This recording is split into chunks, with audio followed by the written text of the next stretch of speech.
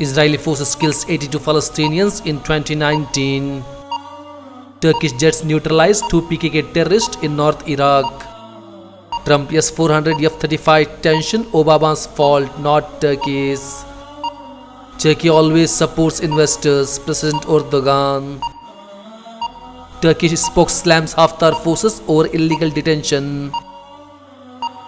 Turkey committed to protecting its citizens worldwide. Egypt's opposition figures suffer heart attack in prison.